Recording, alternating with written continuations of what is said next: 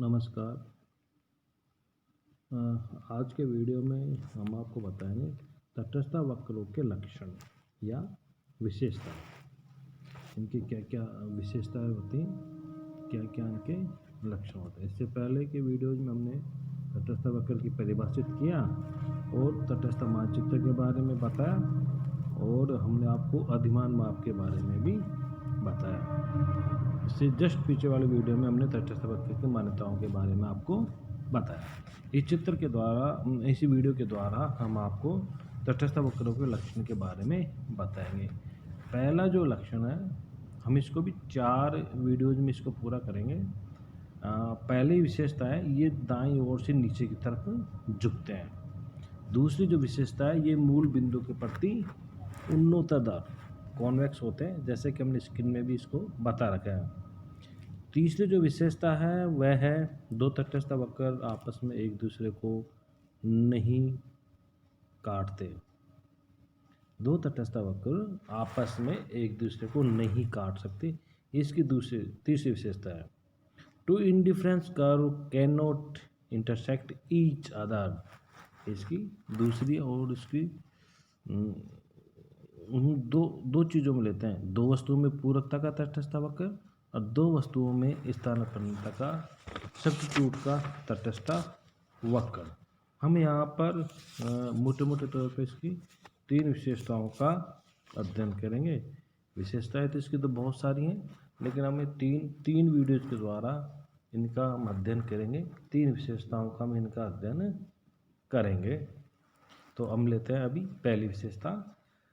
तटस्थ वक्र ये दाईं ओर से नीचे की तरफ झुकते हैं। पहली विशेषता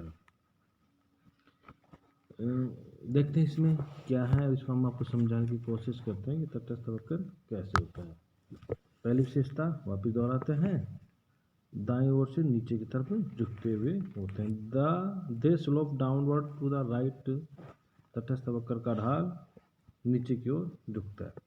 तटस्थ वक्र के दाईं ओर नीचे की तरफ झुकने का कारण यह है कि यदि उपभोक्ता के लिए एक वस्तु की मात्रा कम हो जाती है तो इस हानि की क्षतिपूर्ति के लिए उसे दूसरी वस्तु की अधिक मात्रा देनी होगी। ऐसी स्थिति में तटस्थ वक्र प्रत्येक का अगला बिंदु पहले से नीचा व दाहिनी तरफ ही आएगा, जैसा कि चित्र में हम लोग पिछले चित्र में हमने आपको बताया था। पिछले डायग्राम्स में, पिछले वीडियो में हमने इसको आपको अच्छी तरह बताया।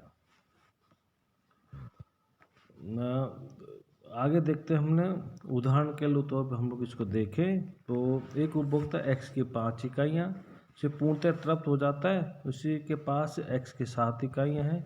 ऐसी स्थिति में x की 2 फालतू इकाइयों का त्याग करने में उसे कोई कष्ट नहीं होगा। उनके लिए उसे y की इकाइयाँ देने की आवश्यकता नहीं होती। इसी प्रकार यदि उपभोक्ता y की 20 इकाइयों से तृप्त हो जाता है और सौभाग्य के पास y की 30 इकाइयाँ होती है, तो y की 10 फालतू इकाइयों को बदले में उसे x की कुछ मात्रा देने का प्रश्न नहीं होता। लेकिन व्यवहार में उपभोक्ता प्राय किसी भी वस्तु की मात्रा से पूर्णतः तृप्त नहीं होता।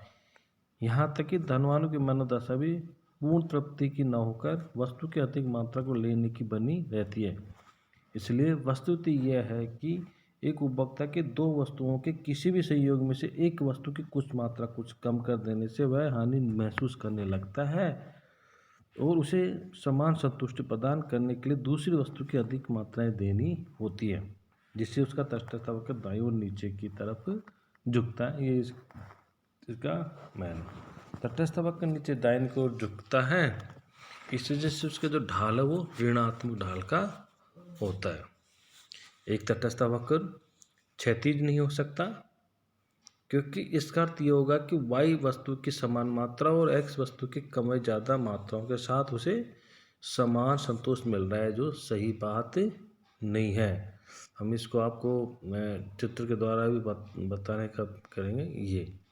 ये जो है ये क्षैतिज वाला तटस्थ वक्र ऐसा नहीं हो सकता। यह स्थिति तभी आएगी जबकि उपभोक्ता x वस्तु से तृप्त हो जाए और इस तृप्ति के बाद x की अतिरिक्त इकाइयाँ मिलने पर उसे कोई अनुपयोगिता नहीं मिले। यदि एक तटस्थ वक्र लंबवत वर्टिकुलर होता है तो इसका अर्थ ये होगा कि x वस्तु की समान मात्रा और y वस्तु की कम या ज़्यादा अधिक मात्राओं के साथ उसे समान संतोष मिल रहा है। यह स्थिति तभी आ सकती है जबकि उपभोक्ता y वस्तु से पूर्णतया तृप्त हो जाए। इस तृप्ति के बाद y की अतिरिक्त इकाइयाँ मिलने से उसे अनुपयोगिता नहीं मिले। इसलिए हमने आपको वीडियो में बताया कि उपभोक्ता के संतोष को यथावत या समान रखने के लिए यदि उसे एक वस्तु की कुछ इकाइयाँ छोड़ने के लिए कहते हैं तो इस कमी को पूरा करने के लिए उसे दूसरी वस्तु की अधिक इकाइयाँ देनी ही होगी। इसी वजह से एक तटस्थ वक्र दाईं और नीचे की ओर झुकता है। पहली मान्यता। एक तटस्थ वक्र ऊपर की ओर उठता हुआ जैसा कि ई में दिखाया गया चित्र ई में नहीं हो सकता।